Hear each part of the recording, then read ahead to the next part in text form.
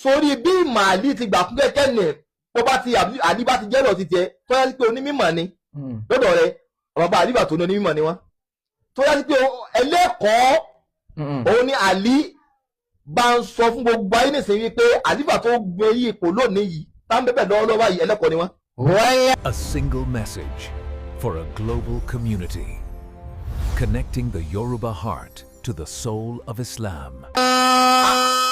Gbogbo ayé ẹ wá kí àwọn àdàbíyà ẹ wá kí wa kú oríire. Laqad jaa ba'da shaykhi. Ọba tó ṣe fún wa ta tó dé ẹni eré gbé sípò ọba Alhaji Agba. Shaykhun mu'azzama.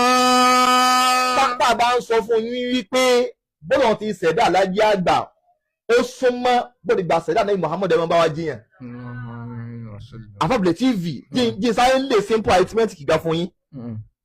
Bàbá ní Khalifatu Ar-Rashidin. Bàbá ní ànábì ní àwọn àrólé mẹ́rin kan. Khulafa Ar-Rashidin. Ar-Rashidun. Bàbá ní ń bẹ fún ànábì Muhammad. Àwọn àrólé mẹ́rin, àrólé ànábì ju mẹ́rin lọ. Ṣùgbọ́n àwọn first class nínú àwọn àrólé lọ́dọ̀ ànábì Muhammad mẹ́rin ni wọ́n. Àfàbìlẹ̀ TV laqad jaa ba'da shaykhi. Ọ̀gbọ́. Shaykhun mu'azzama. Ọlọ́run ló ṣe ilé o. Khalifatu muftil alamin al-mu'addib. Ọlọ́run bá fún ànábì Muhammad ó fún ní Abubakari lẹ́gbàá tó kú tán. Abubakari ti bàbá wa Alhaji Agba. Bàbá wa Sheikh Sofiyullahi Kamaludeen ni ẹlò di mẹ́ni. Bẹ́ẹ̀ ni tàdà Abubakari bàbá Alhaji Agba. Abubakari Alhaji Agba dàgbà tẹ́lẹ̀ Alhaji Agba ju ànábì. Ìgbà tẹ́lẹ̀ Alhaji Agba ìṣe wọ́n jọ sí ànábì. Ọ̀dà sí tó lòun ṣe fún ànábì sọ fún Alhaji Agba bẹ́ẹ̀ ló ṣe fún Alhaji Agba. Abubakari ti Alhaji ti tàdé Muhammad ní Abubakari àbí. Abubakari ti Alhaji Agba òun ni àkọ́kọ́ bíbí inú Alhaji Agba tí ń ṣe Sofiyullahi. Laqad jaa ba'da shaykhi. Alhaji Agba lẹ́ẹ̀kejì mufti ẹlẹ́kẹta ní Malakọ. Shaykhun mu'azzama. Abubakar Alhaji Agba náà ni. Khalifatu muftil alamin al-mu'addib. Lẹ́yìn Abubakar ìkàwọ́ tẹ̀lé. Umar. Ó tẹ̀lé Umaru. Táwa ń ta ni Umaru ti bàbá Alhaji Agba. Ẹ bá ń sọ fún wọn wípé bàbá wa Ahmadu Ọláyíwọlá ni. Bàbá Ahmed Ọláyíwọlá òun ni Umaru Alhaji Agba. Àwọn ni Umaru Alhaji Agba. Umaru Alhaji Agba dá ẹ̀sọ́ wípé èmi mọ̀ sọ́bẹ̀ wípé bàbá wa Ahmed Ọláyíwọlá Kamaludeen àbí Ibrahim ibn Musa Umaru Alhaji Agba nù ni. Ọ̀dà lẹ́yìn Umaru tàwọn tẹ̀lé ọkọ̀ Usmanu. Táwọn tani Usmanu Alhaji Agba. Ẹ̀sọ́ wípé bàbá wa Abdul Kadiri Sheikh Abdul Kadiri bàbá tó ṣẹ̀ lọ yìí. Bàbá tó ṣẹ̀ lọ yìí.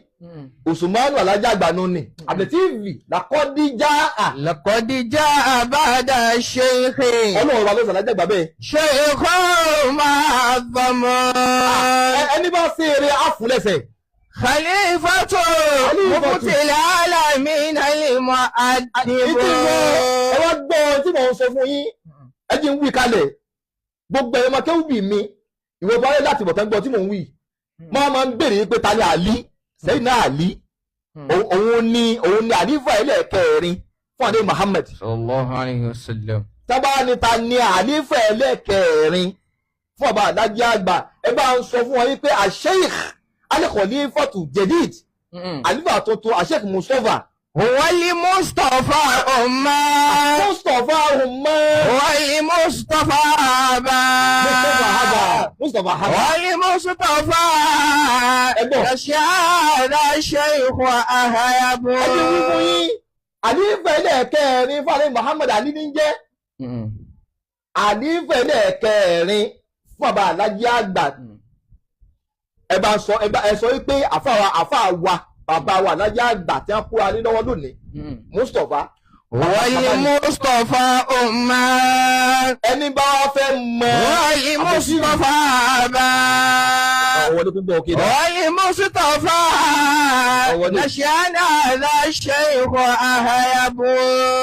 Ẹ̀yin tẹ́wọ̀ wá béèrè wípé kí ni mọ́ kífù ìmọ̀ ìmọ̀ bàbá wa àlífà tó ní Sheikh Mustapha èrè bó ni ìmọ̀ wọn ti gbà kún kẹ́kẹ́ tó bó ni ìmọ̀ wọn ti gbà jiná tó bó ni wọn ti gbà nímọ̀ tó. wal adabiyyin ayma'i wa innahu.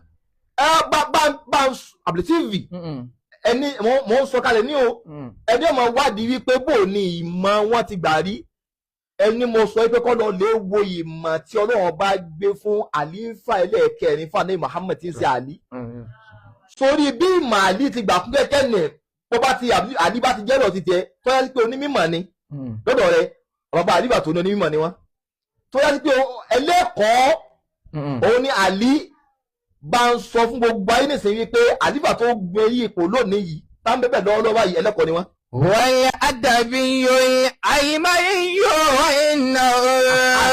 ọ̀rọ̀ tẹ́lẹ̀ ọ̀nà tẹ́lẹ̀ náà bí. Tabibu ọdún nọ́rẹ́yìn kọ́dí dáná oyè abu. Ali Muhammad. Sallallahu alaihi wasallam. Àlejò àná Madinatul ilmi. Aliyu babu ha. Ṣé wàá ní ìlú ìmọ̀dà ìlú ànábì mo ní ìmọ̀ gẹ́gẹ́? Ìtì bá dá ìlérí ayé fún ìtì bá ké fún ìtì wá yíyan lọ bí àlí. Aliyu babu ha. Gbogbo tó di sẹ́yọ́dọ̀ àlífà alákọ̀ọ́kọ́, àlífà ẹlẹ́ẹ̀kejì, àlífà ẹlẹ́ẹ̀kẹta. Tí ó bá yé gbogbo ayé, àlífà tí ó yanjú ẹ̀ lóde yìí. wal adabiyyin ayma'i wa innahu. Gbogbo ayé làkọ́dí já. Jọ̀wọ́ ṣe àkíyèsí láti subscribe, fi like sílẹ̀ àti tí àròsọ bell fún àwọn ìmọ̀ràn tọlọ́fìn. Assalamu alaikum wa rahmatullahi.